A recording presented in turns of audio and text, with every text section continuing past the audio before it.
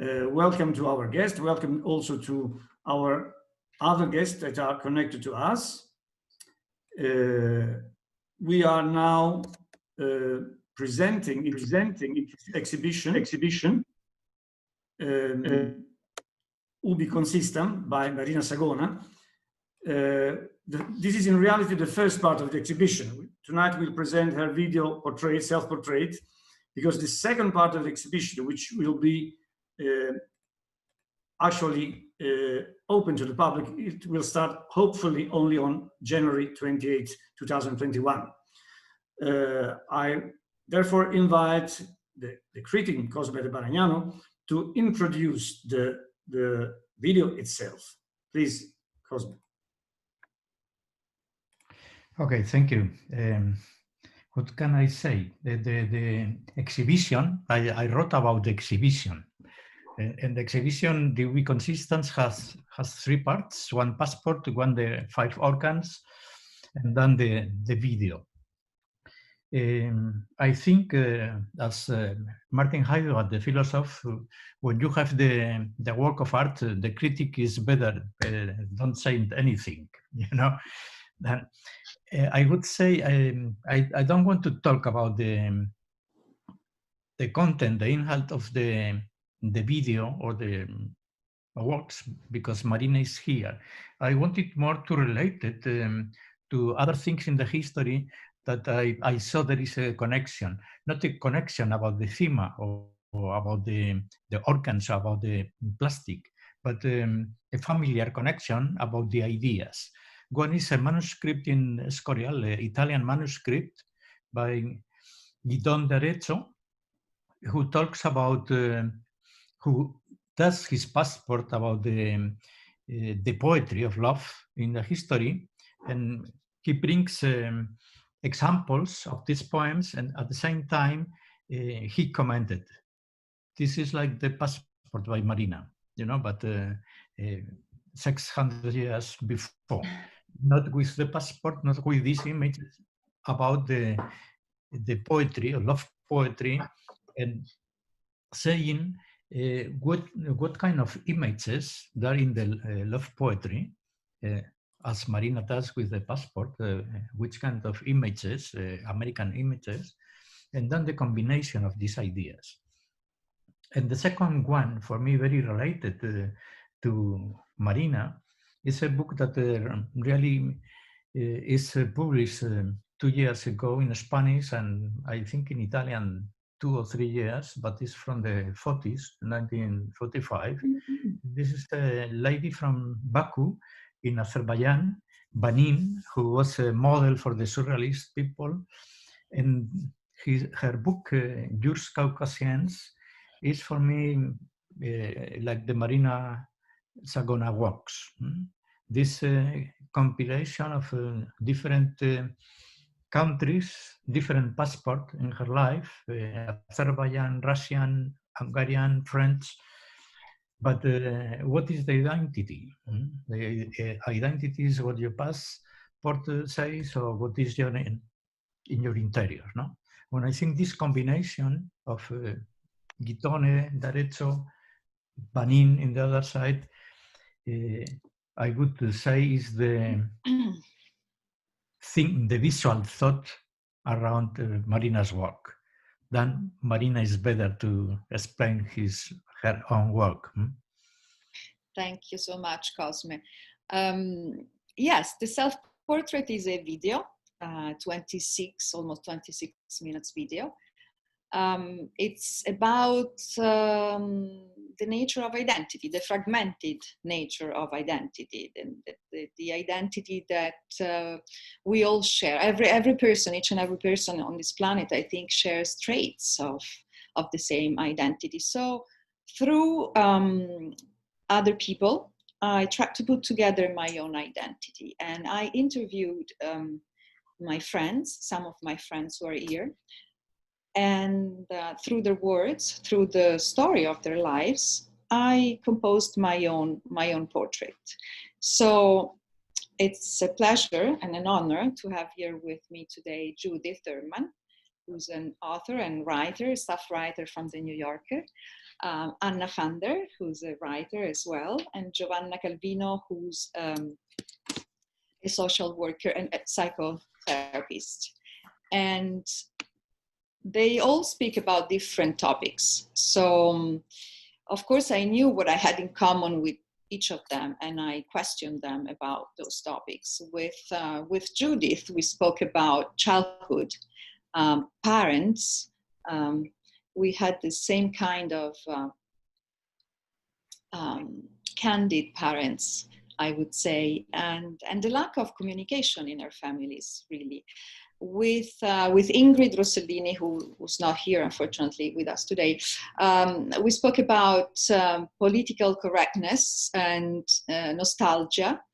With my daughter, Anna, the topics were the different upbringing, the difference in the Italian and America upbringing, and anxiety. With Giovanna Calvino, we spoke about depression, and we spoke about approval. And with Anna Fander, we spoke about chemical identity, which is something I think she came up with, and it's a definition that I love, chemical identity and adolescence. So all these topics relate to different phases of their lives and my life. And in the end, hopefully, you can have an idea of the life of the artist, which is me, but you also have a very clear idea of the life of the people involved. So it's a shared portrait, it's a shared self-portrait, and I feel very blessed because they were extremely candid and extremely honest in exposing their intimacy and their life. I think that this is possibly because the means, the device that I used was my own telephone. So it felt almost like one of those FaceTime conversations that we have at times. But also because I have very generous friends, and because somehow something clicked, and they just gave me very openly pieces of their own lives. So, for instance, this work, self-portrait, is part of a broader work which is called Ubi Consistam, as Cosme was saying. And Ubi Consistam means stable point. It's part of the phrase that Archimedes uttered when discovered the lever. And the old phrase is dammi ubi consistam and terra celumque movebo, which translates to give me a lever and I will move the earth.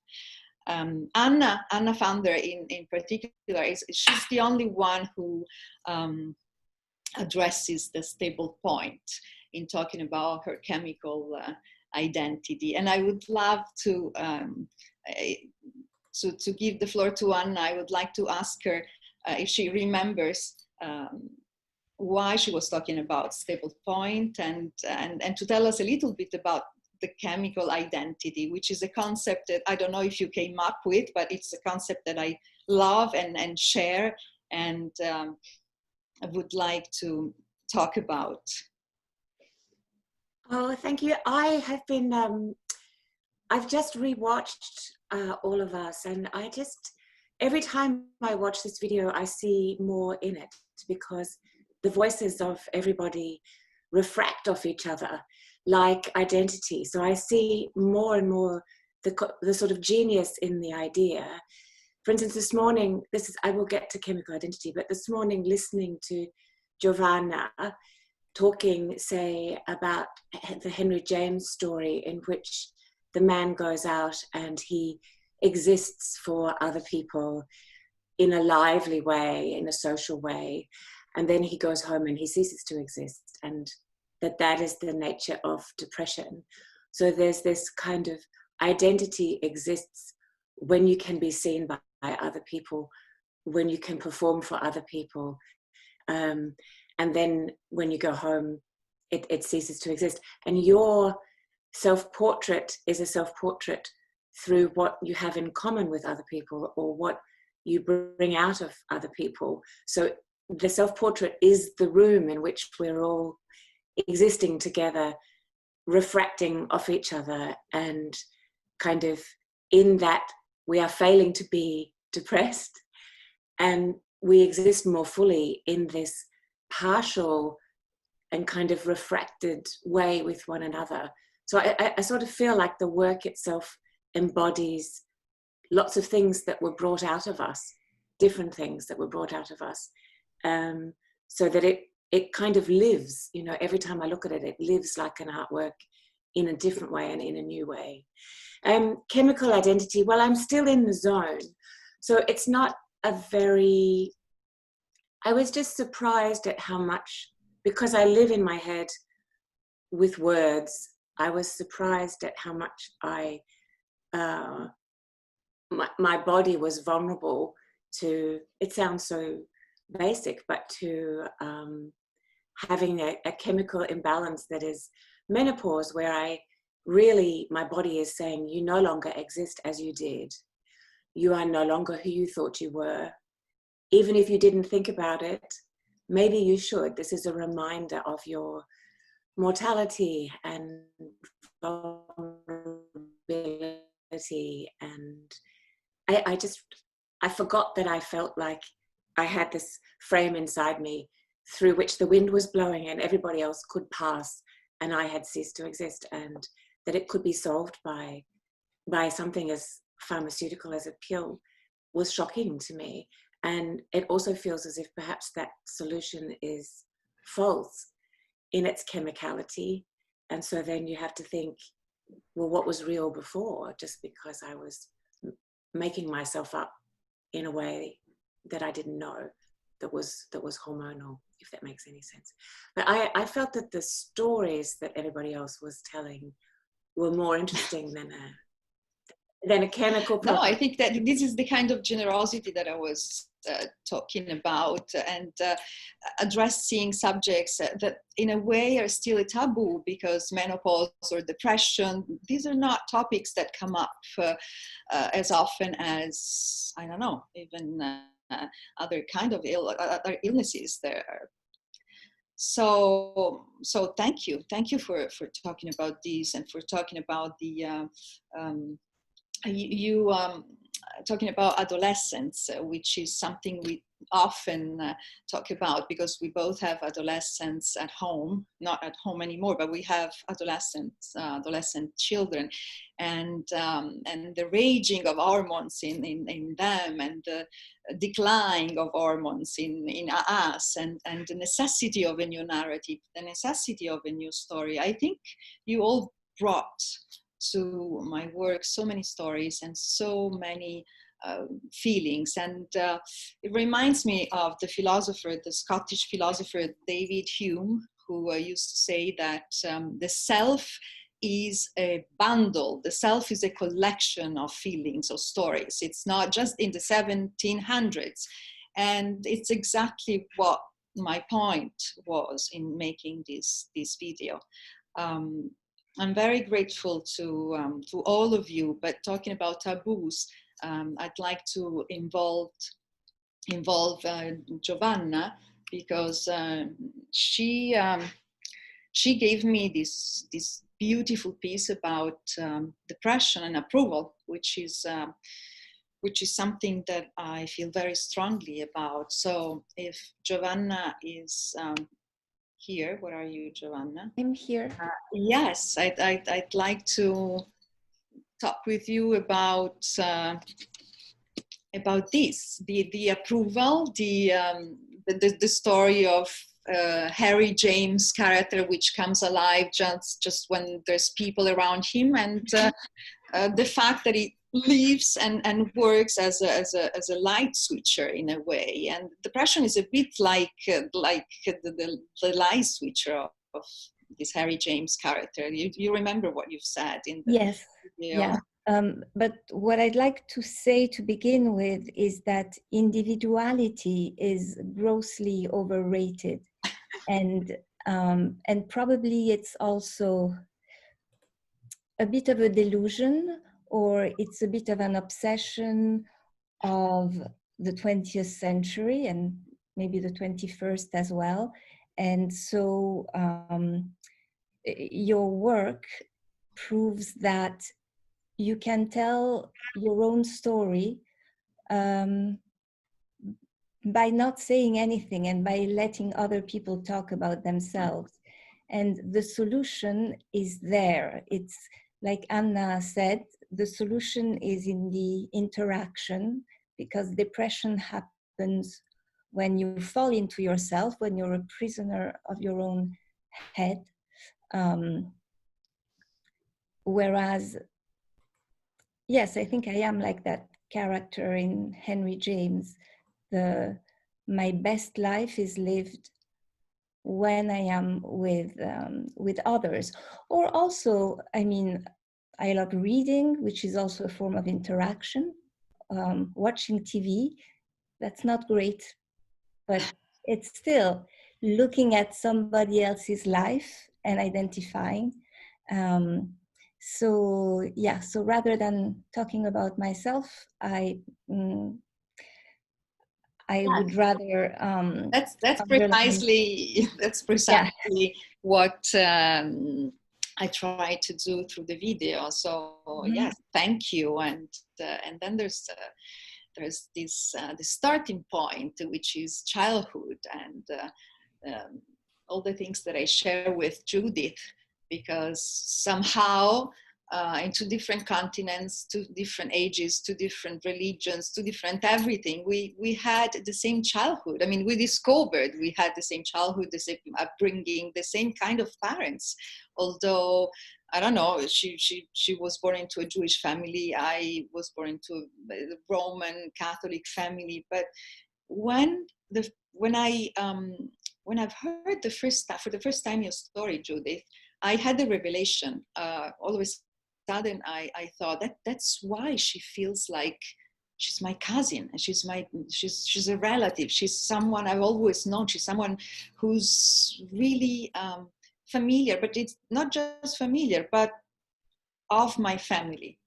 And so this is what I asked Judith, and this is what we talked about. But we also talked about a personal revolution, which is the discovery of the word and getting out of an environment where is there not communication. That's the main point, I think, the lack of communication, growing up with a lack of communication. And so for me, it was really a revelation, really important to listen to Judith. It was in Cap during a festival, during Le Conversazioni, and the topic of the festival was revolution. And you brilliantly, Judith, came up with the idea that a revolution can be very, very personal. Would you like to talk about this with us today?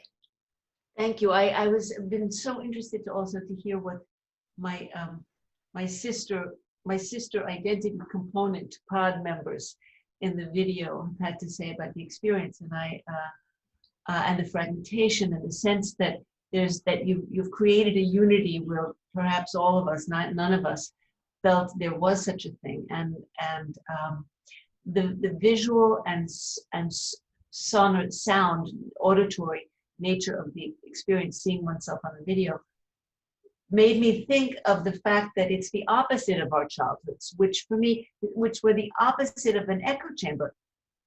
This space of childhood absorbed all sound, not literally, but in the sense that the walls, the atmosphere, the people, these two strange people who were my parents, there was no reverberation. You could say something and you didn't get it back. You didn't get an echo back. There was no echolation. There was no sonar. We find out who we are as children, the way bats and dolphins, and we send out noises and they come back to us in some form. And I don't think either you or I had that from our parents. They were extraordinarily introverted people. And I think my own I'll talk about revolution in a second, but I think my own obsession as a writer has never been with my own story, because I don't feel I have a story to tell about myself, although at the same time, paradoxically, I'm always telling something about myself, and I'm discovering what it is that I'm telling about myself. But it has been to try to give reality to my subjects. And I think that relates to the fact that of wanting to give reality to my mother, who never had any reality of her own.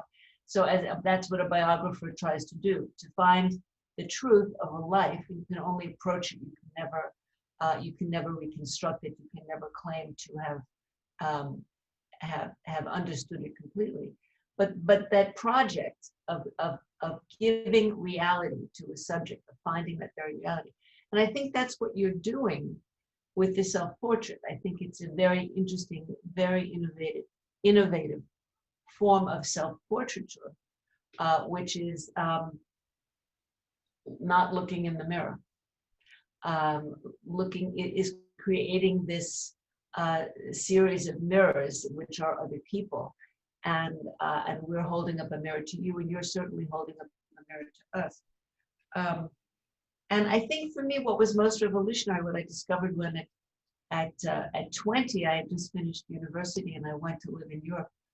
I discovered the revolutionary notion of living a life, that there were people who lived lives. My parents were alive, but they had chosen in some strange way not to live. And so that was the revolutionary moment, which was that you can make choices, you can seek experience, you can reject experience.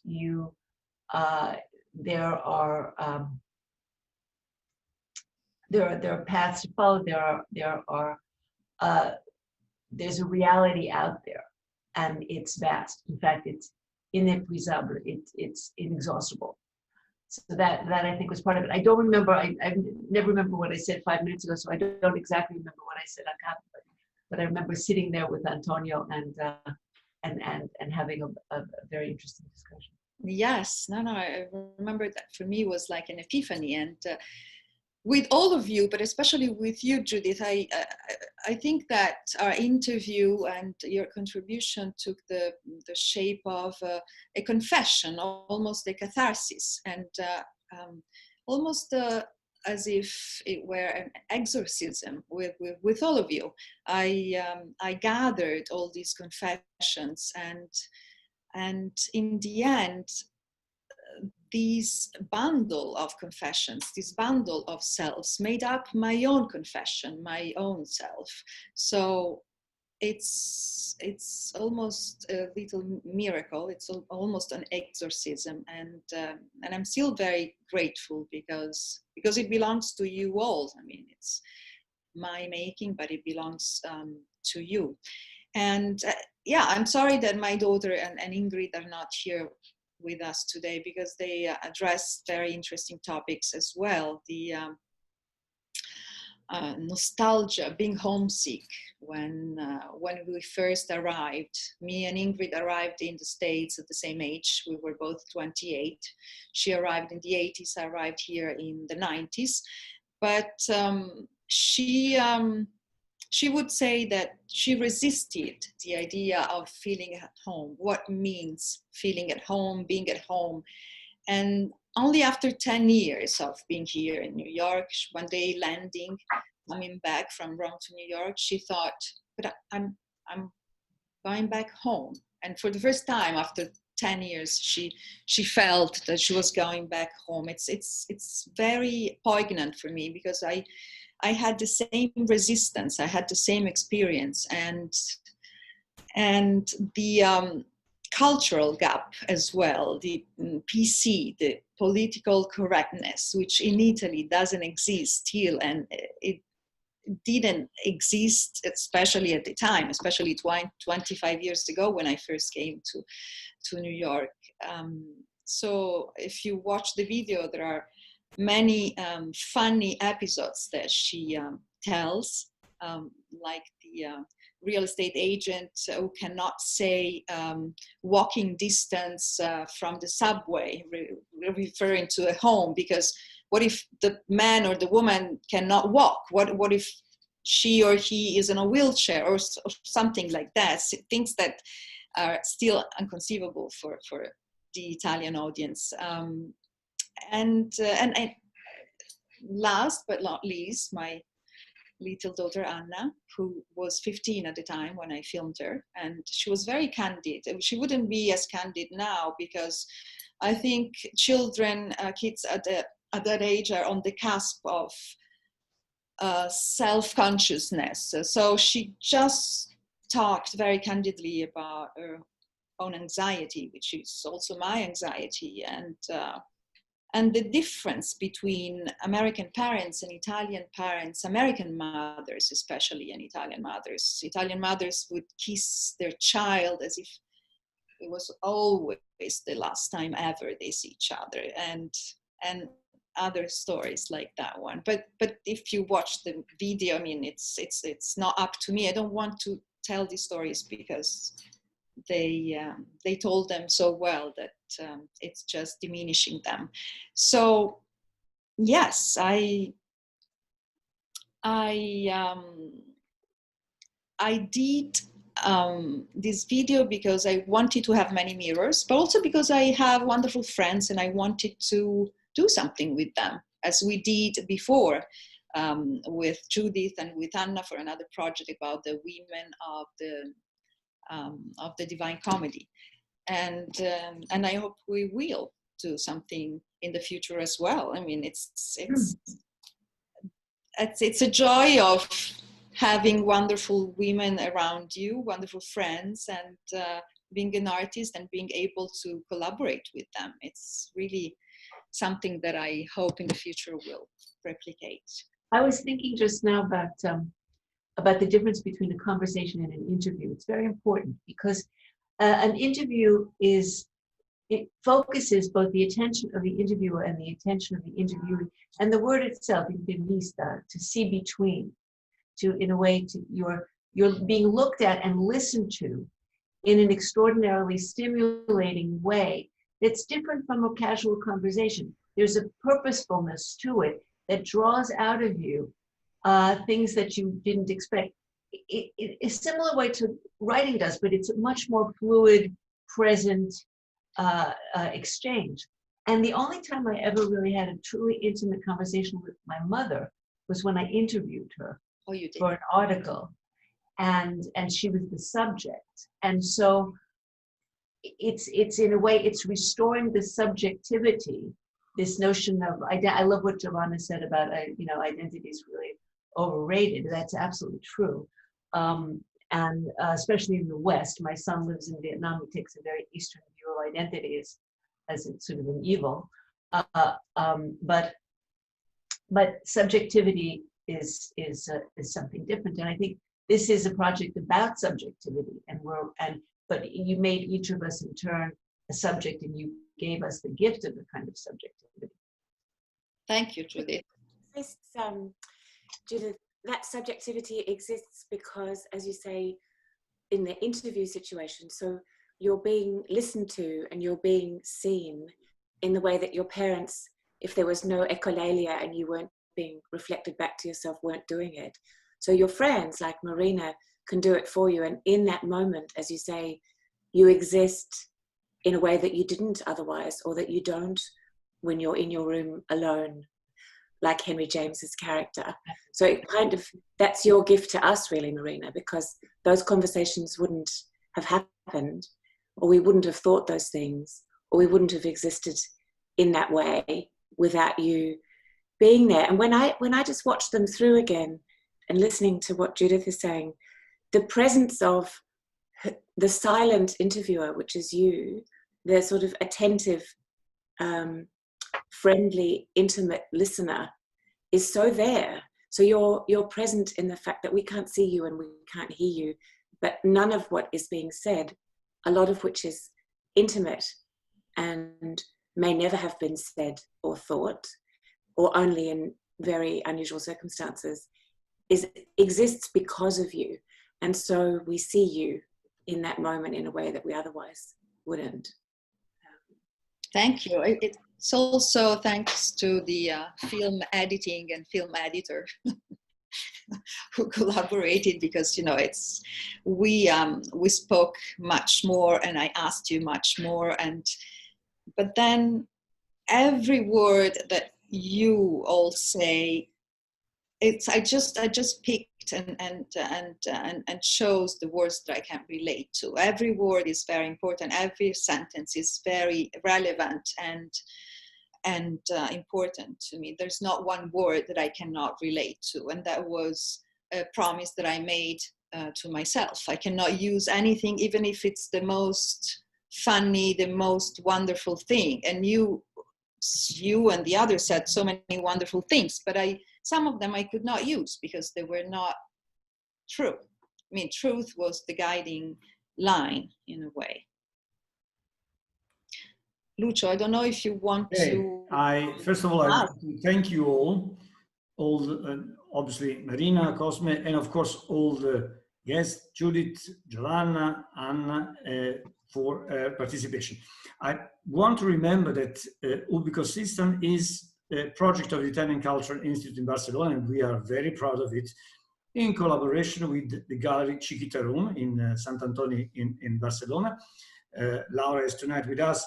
She's a little bit invisible, but I want to underline the fact that this exhibition, it is also our contribution to the Italian Day of Contemporary Art, which we shall celebrate this year from December the 5th till December the 11th. So I am extremely pleased to invite you again for another talk, because tonight I see that we had the chance to touch many issues, and of course, many more things are to be said. So I think that we shall be extremely happy, all of you and our guests that I can see join us tonight, to have another talk.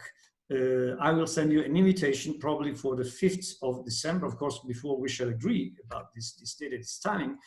But I would like to ask for a final word from Cosme, just to put, his seal to this tonight talk. Please, Cosme. I repeat the same at the beginning.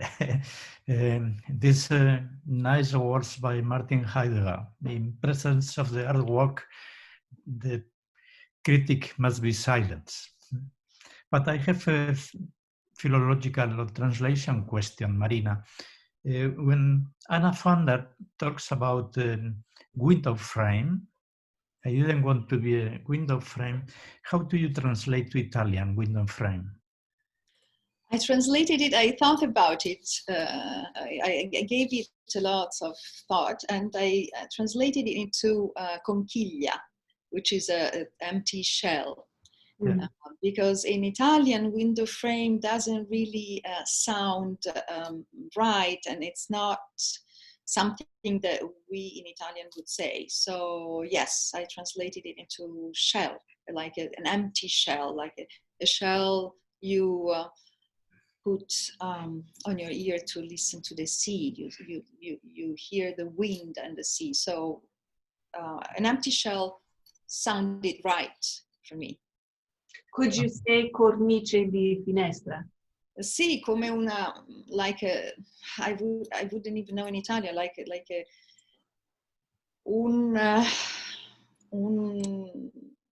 I wouldn't know.